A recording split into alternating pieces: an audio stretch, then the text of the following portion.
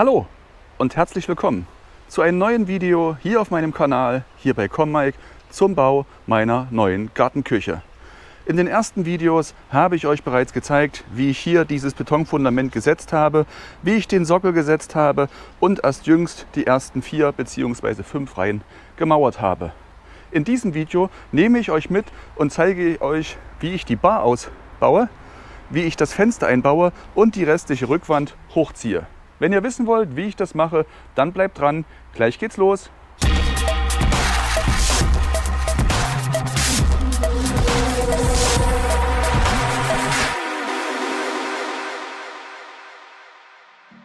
Willkommen zurück zu einem neuen Video aus der Projektserie Gartenküche.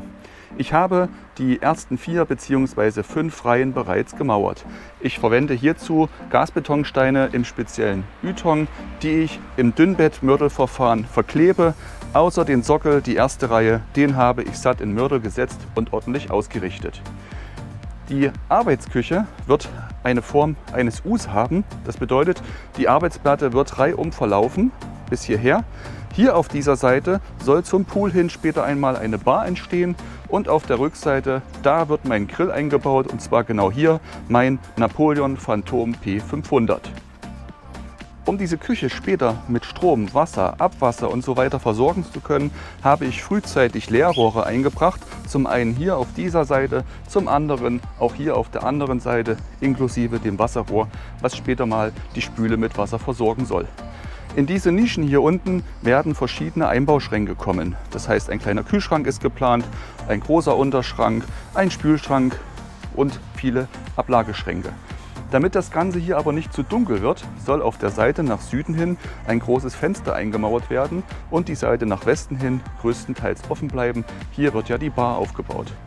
Die Bar soll einen kleinen Überstand haben. Ich finde das einfach schöner, wenn man hier ein bisschen nach rüber gehen kann, sich zum Auflehnen gemütlich ein Getränk genießen kann, beziehungsweise auch mehr Ablagefläche hat. Mein Ziel ist es, diese Ablage einfach auch mit diesen Ytongsteinen zu mauern, indem ich diese 25er Steine quer auflege. Das sind 17,5 in der Tiefe. Und wenn ich diesen Stein quer auflege, habe ich hier einen kleinen Überstand, der schon mal ein Anfang ist, um dann später die Platte, die Arbeitsplatte oder Holzplatte oder was auch immer ich da drauf baue, gut halten kann. Das Fenster hat eine rein optische Funktion. Es soll Licht hier reinbringen. Das Fenster selber werde ich nicht verschließen, das wird offen bleiben, und damit das Ganze auch stabil wird, habe ich bereits einen Sturz hierher gelegt und mir angezeichnet. Der Sturz hat eine Länge von 150 cm und sollte an den Seiten mindestens 12 cm aufliegen. Die tragende Funktion benötige ich nicht, weil maximal eine Reihe an Ytongsteinen hier noch oben drauf kommen wird. Ich habe mir das Ganze bereits angezeichnet. Einmal hier die rechte Außenkante und einmal hier die linke Außenkante. Der Überstand wäre entsprechend da nochmal 12-13 cm dazu. Ich kann nun die Mauer bis hierher setzen, entsprechend mit Versatz weiter mauern und bis zur finalen Höhe nach oben ziehen und dann den Sturz einlegen. Um die Steine ordentlich bearbeiten zu können, nutze ich verschiedene Werkzeuge.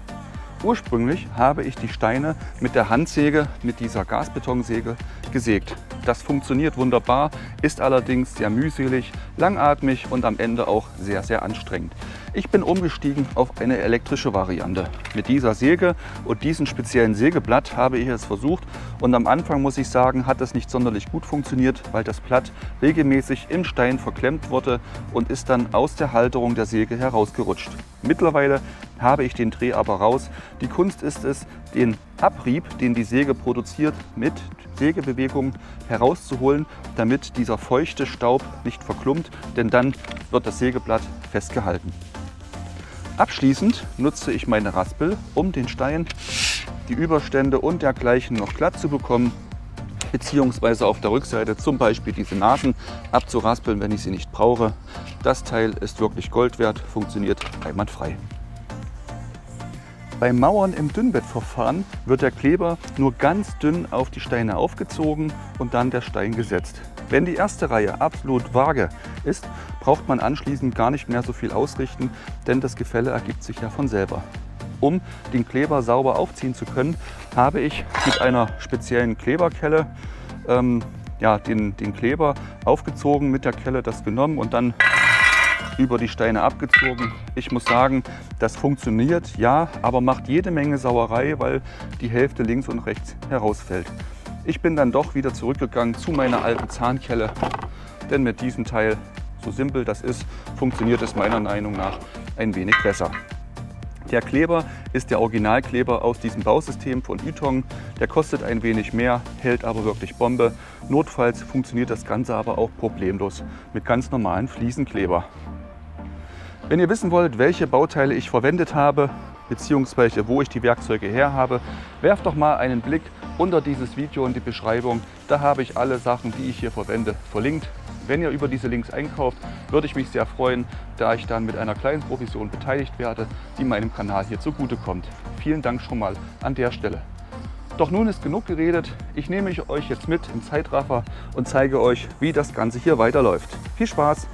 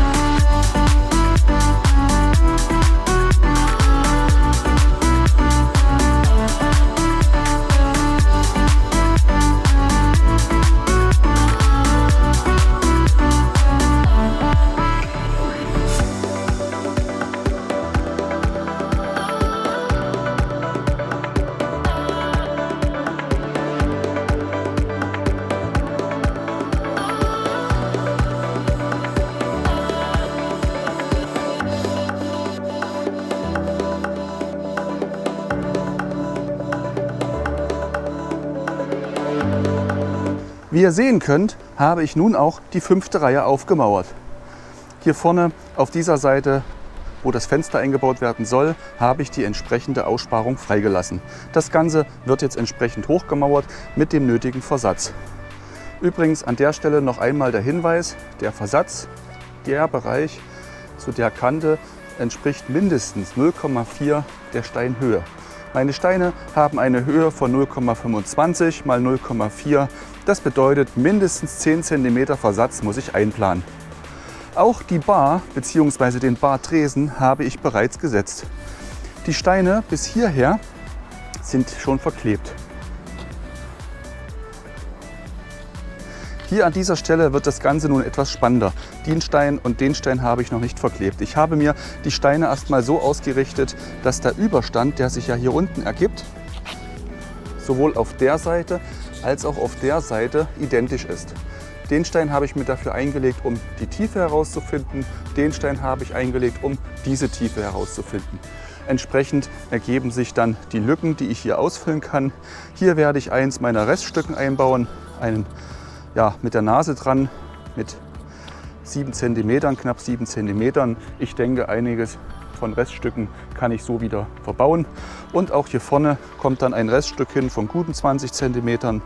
Auf den Millimeter genau mache ich das hier nicht, denn anschließend wird das Ganze ja auch noch verputzt. Das egalisiert auch wieder einiges. Ich habe tatsächlich noch ein passendes Stück gefunden von guten 7 cm.